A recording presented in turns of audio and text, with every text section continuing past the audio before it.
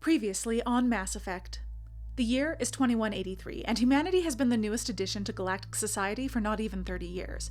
Just one of many alien species, humanity is pushing hard for a place in Council space, where we might find more protection than in the comparatively lawless Terminus systems. The Council is currently made up of representatives from the Asari, Turian, and Salarian species, and they reside on a massive space station and the center of galactic civilization, the Citadel. Enter Commander Christine Shepard of the Human Systems Alliance, second in command under Captain Anderson of the brand new advanced stealth ship, the SSV Normandy. For the Normandy's shakedown cruise, we were sent to the idyllic human colony of Eden Prime, accompanied by a Tyrian Spectre named Nihilus. Spectres are an elite group of agents who answer directly to the Council and no one else, not even the law. The Council sent Nihilus with the Normandy because the colonists on Eden Prime had uncovered a Prothean beacon. The Protheans were an ancient and highly advanced race of aliens who mysteriously vanished 50,000 years ago. The incredible technology they left behind, including the Citadel and mass relays which allow for instant intersolar travel, became the basis for modern galactic life. Collecting the newly found Prothean beacon on Eden Prime became more complicated when the colony was attacked by Geth. The Geth were an illegally created race of artificial intelligence.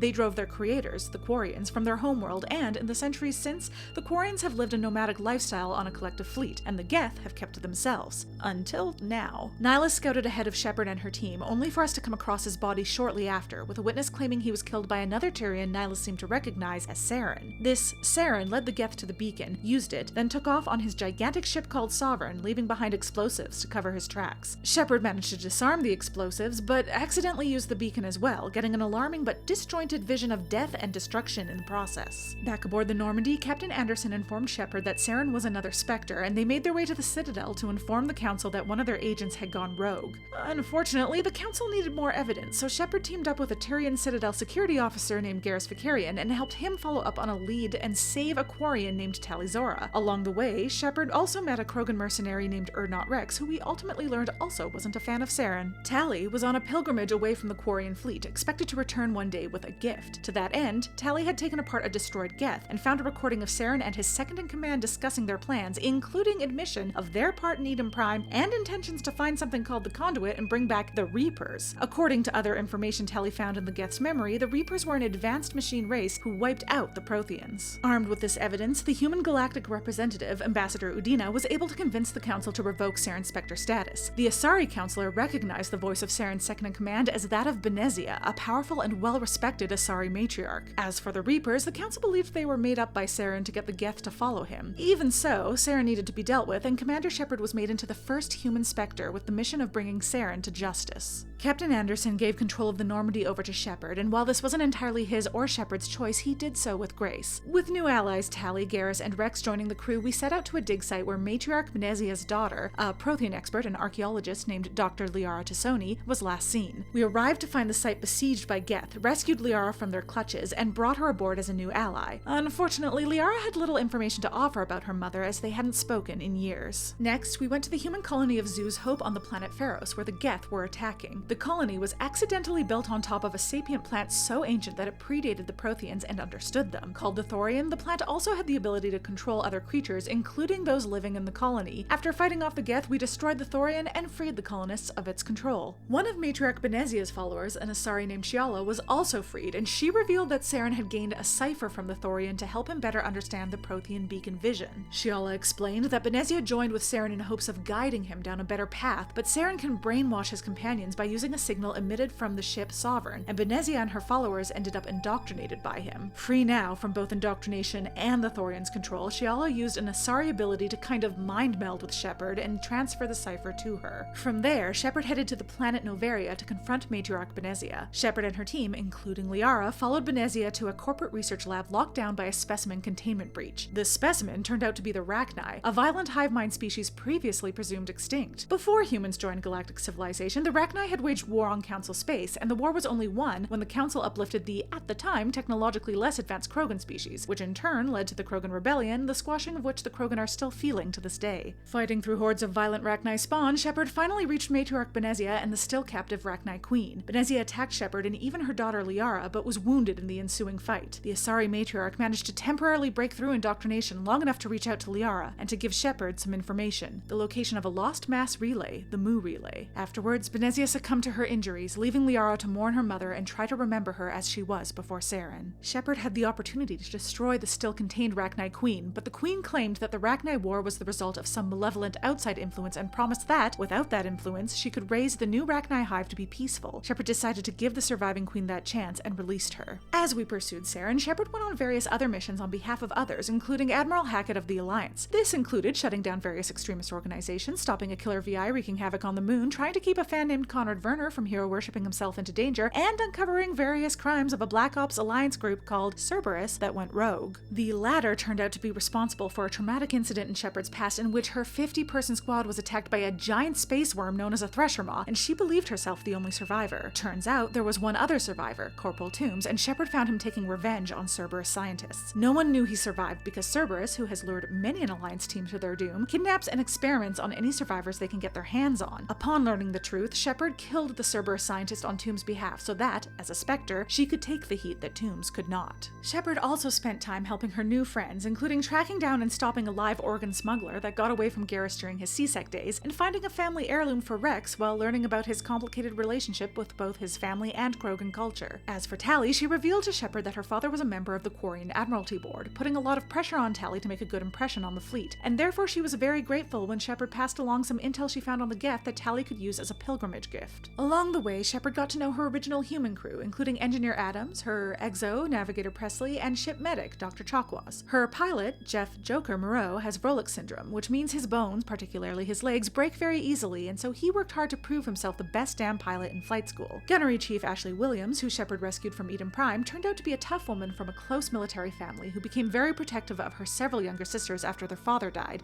and has a love of poetry. Staff Lieutenant Caden Alenko has shiny blue space magic called biotics that he was trained in as a kid in what was frankly an abusive situation, and deals with complications from his janky biotic implants, but has grown into a reasonably well-balanced good guy in spite of it all. Shepard got especially close with Caden, and the potential for a romantic relationship blossomed. Meanwhile, the Council called to inform Shepard that a team of Salarian agents on the planet Virmire had information on Saren. Shepard arrived on Virmire and found the Salarians and their captain Kirahi, whose team had discovered Saren's base and learned he was breeding an army of Krogan. Kirahi pitched a plan to blow up Saren's base, a plan that was complicated by Rex's objection to destroying what he saw as a solution to one of the Krogan's greatest struggles. The Krogan rebellion was ended back in the day when the Salarians created and the Turians deployed a devastating infertility plague called the Genophage, and the Krogans suffer from it still. With Saren breeding a Krogan army, he must have found some way around the Genophage. Fortunately, Shepard was able to convince Rex that the Krogan bred by Saren would be under his control, that Saren's army would devastate everyone, including the Krogan, if it allowed him to bring back the Reapers, and that ultimately this wasn't a Genophage cure, but a way to weaponize the Krogan yet again. Acknowledging that Shepard had legitimately earned his loyalty, Rex agreed with her and vowed to make Saren pay. Free to carry out his plan, Kirahi worked out the details with Shepard. Everyone was split into teams, with a small team led by Shepard going in on a stealth mission, while Kirahi and 3 Salarian teams, one led by Ashley, served as a distraction and attacked head-on. Once inside, Shepard would shut down the base defenses to allow the Normandy to drop off a nuke, pick up the squad, and get out of Dodge before the explosion. Things went more or less to plan at first. Shepard successfully cleared the way for the Normandy, but her team came across another Prothean beacon. Shepard activated it and received another vision, gaining the attention of Saren's ship, Sovereign. Sovereign contacted Shepard and revealed that it was not just a Reaper ship Saren was using, but a Reaper itself. The Protheans were only the most recent victims of the Reapers, as they harvest all spacefaring life every 50,000 years to an unknowable end, leaving behind the mass relays and Citadel, which were not Prothean creations after all, to guide the next cycle's development. Sovereign was using Saren to bring back the rest of the Reapers and do it all again. There was no time to unpack this revelation, as Ashley's team became overwhelmed with Geth, and then Caden, who was arming the bomb, was attacked as well. With only enough time to save one, both Caden and Ashley argued for Shepard to save the other, but ultimately she went back to the bomb site. Saren still did his best to stop Shepard, intercepting her attempt to rescue Caden. Shepard confronted Saren with the possibility that Sovereign had indoctrinated him, but Saren insisted that he simply saw the wisdom of allying with Sovereign, so that when the Reapers invaded, some organics might be spared. Unable to convince Saren to see reason, Shepard grabbed an injured Caden and escaped with her team, Kirahi, and some of the Salarians on the Normandy, barely outrunning the bomb. There was only a moment left to mourn the loss of Ashley after Virmire, as Saren had all he needed to find the conduit. Liara used her Asari mind meld ability to see Shepard's beacon visions and concluded that they were a distress signal sent by the Protheans during the last Reaper invasion, and that the conduit was on Ilos, an old Prothean colony. Ilos was only accessible through the previously lost Mu relay, now found by Saren, and its location passed on to Shepard by Benezia. Shepard warned the Council, but with the Mu relay beyond beyond the Council's reach in the Terminus systems, they would only prepare their fleets to apprehend Saren once he returned to Council space and do nothing more to pursue him. They also still believed the Reapers were only a story. Shepard demanded she be sent to get Saren, but the Council refused, with Ambassador Udina's blessing, concerned that Shepard lacked the subtlety needed to operate beyond their jurisdiction. Feeling hopeless and betrayed, Shepard returned to the Normandy to find it locked down. Even without knowing exactly what the conduit was, Shepard was sure if Saren reached it first, it could only mean the Reaper's return. Kaidan found Shepard, tried to comfort her, and the two nearly kissed, only for Joker to interrupt with a message from Captain Anderson,